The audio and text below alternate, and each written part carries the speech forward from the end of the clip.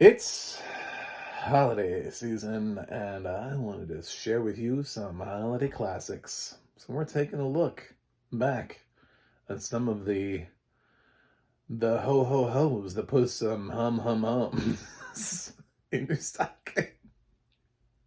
This is Planes, Trains, and Automobiles.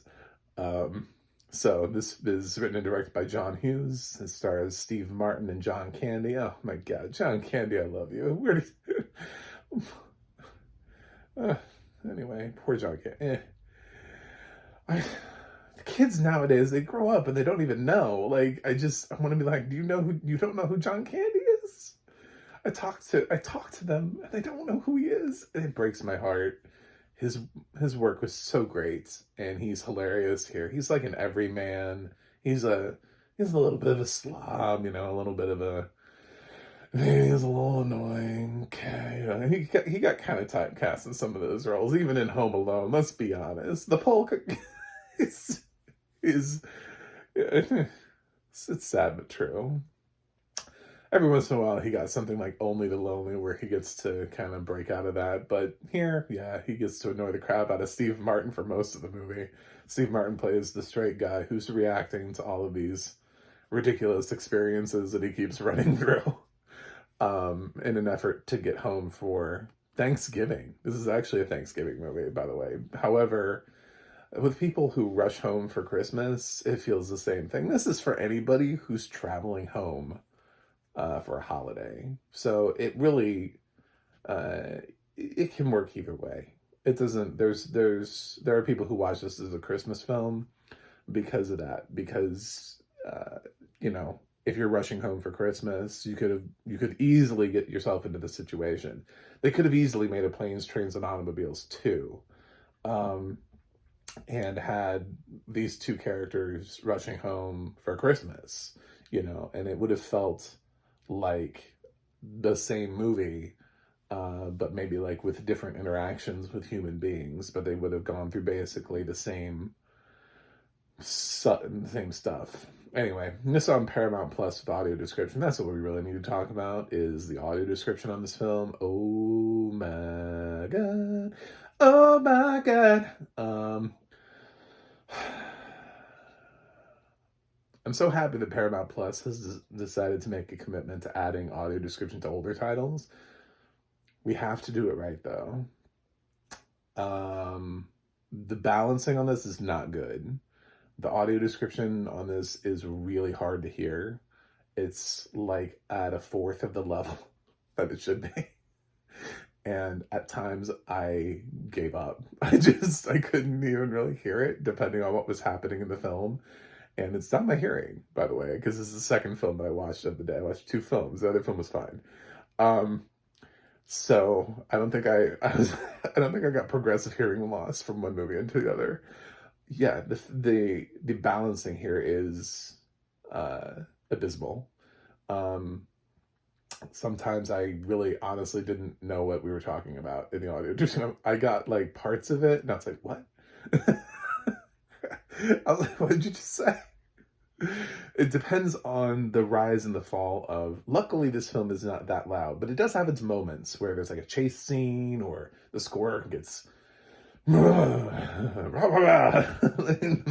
get going. And then suddenly it feels like it's eclipsing the audio description. And normally a film would balance so that the audio description track can be heard no matter what's happening along with the film instead of getting lost because you can have all the action sequences in the world, but if I don't know what's going on, it's kind of pointless. So that would be the argument that I would make to any film director is no matter what cool shit you've done on screen, this is an accessibility audio track. So you have to immediately just reset your values as a director and remember that this is so that we can understand what's happening. The priority here is that we understand what's happening, not that all of your cool shit to express it. I get it. I used to be on both sides. That's why I'm doing this. Um, so here it felt like the audio description track was just put in, and it was put in sort of at like a whisper level. It's like, hi, Welcome to Planes, Trains, and Automobiles. Today, I'm going to be your narrator. We're going to talk about the film. And then the film just goes. And meanwhile, you've got this, so we've got this. And he goes in here and he walks into his office. I was just like, this is maddening. Absolutely maddening. I I was like, why is she so quiet? I blows my mind. I've watched other things on Paramount Plus. The audio description's been fine. I've watched other things on, and this is it. Although I have watched things on Paramount Plus that have not been fine. I'm looking at you, season 1 of Tulsa King, which needs to be re-recorded. I'm just going to be totally honest. I would re-record that. The vocal quality on the microphone, and there's a point at which he sounds like he's falling asleep on the microphone. It's not good. It's probably the worst audio description I think I've ever heard. But yeah, so Paramount, I see, the thing is, if you hire a quality company, I don't know which company did this. If you hire people who know what they're doing, they'll balance it for you. They'll run it through, they'll balance it, they'll put it in, they'll pop it in, get it going, and deliver it back to you. That's what they're doing for everyone else. So I don't believe that they're not doing that. They wouldn't do that for you. I don't think that they're signaling out Paramount Plus. You just gotta care.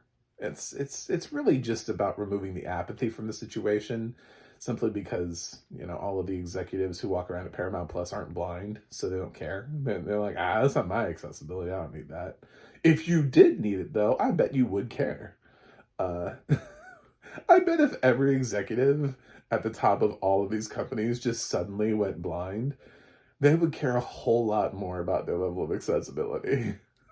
Just be amazing overnight. They'd be like, I need all this stuff.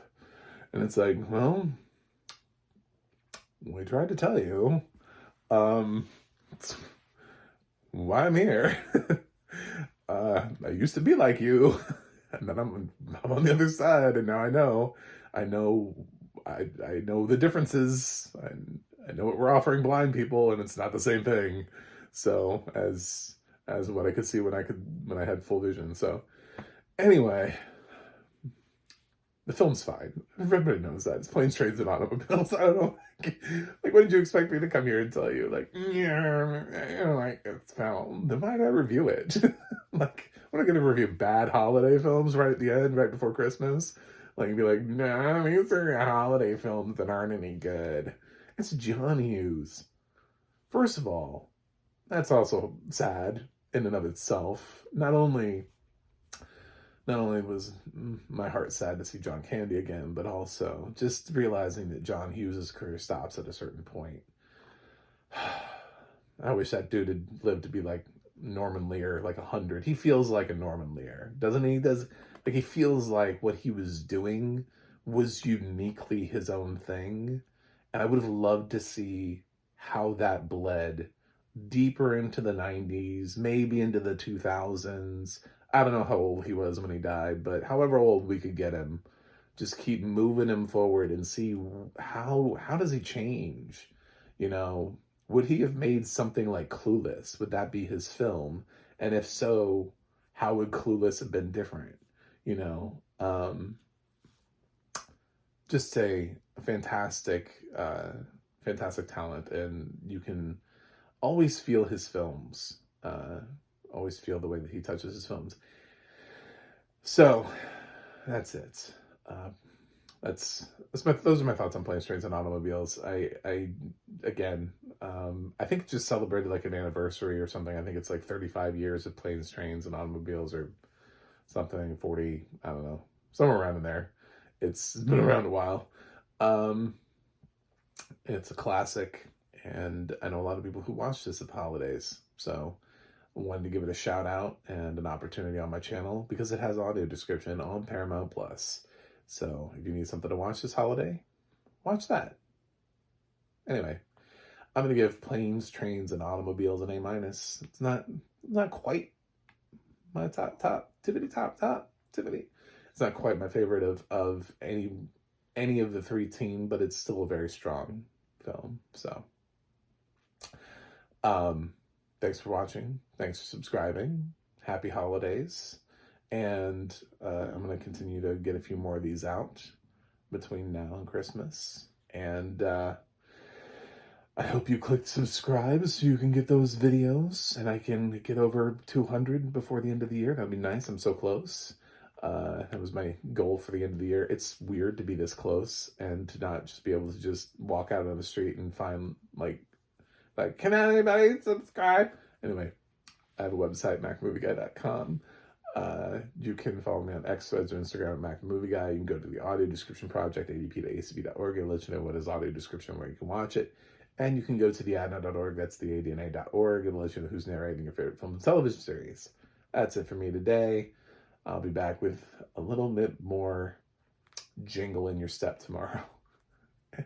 Until then, ho, ho, ho.